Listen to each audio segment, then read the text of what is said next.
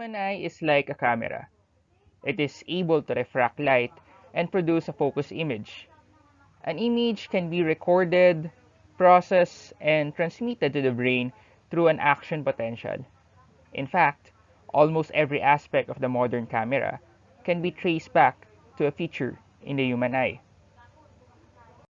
Light is essentially an electromagnetic radiation traveling in waves. The pitch and loudness of a sound can be determined by the frequency and the amplitude of its waves. This is similar in light, except that it determines not the pitch or loudness, but the hue and the brightness of light.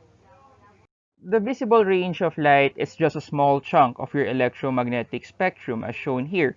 This visible spectrum has a wavelength range of around 400 to 700 nanometers.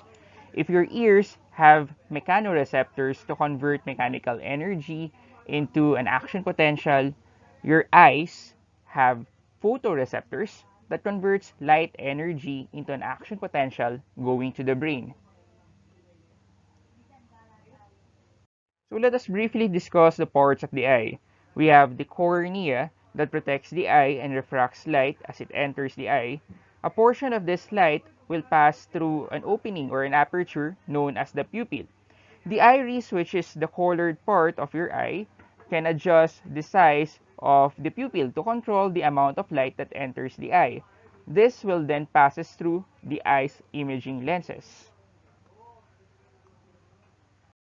The inner surface of the eye on which the image is focused is known as the retina. The retina contains two types of light sensing cells. We have the rods and cones.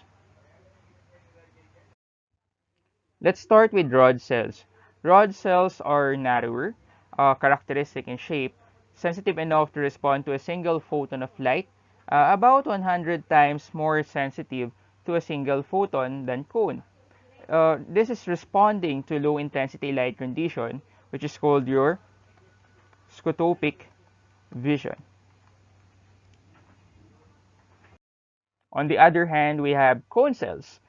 These cells concentrated in the center of the retina, and this is responding to bright light condition, which is the photopic vision, and this is responsible for the perception of color.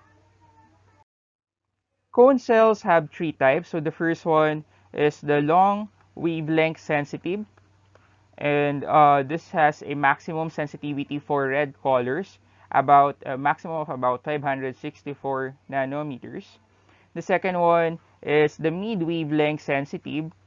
So let's label it as M. This has a maximum sensitivity for green color and has a maximum wavelength of 533 nanometers. The third one is the short wavelength sensitive, and it has a maximum sensitivity for blue color, and it has a maximum wavelength of 437 nanometers. In the red, green, blue, or RGB theory, it assumed that there are three kinds of cones. It's selectively sensitive to red, green, and blue color of light, and their mutual interaction allows to perceive all colors of the spectrum. Spectrum distribution of the human vision sensitivity is shown in this figure, and this is modeled as normal distribution centered at different wavelengths with different standard deviation as shown. The possibilities for mixing three primary colors together can be represented as a three-dimensional coordinates as shown here, with the values of red, green, and blue. This coordinate plane yields a cube called the RGB color space. So for this case, we have three channels. So we have a channel for red, a channel for green, a channel for blue. If all three color channels are set to their maximum value of about 255 at 1 byte color depth, the resulting color is white. This type of color mixing is called additive color mixing.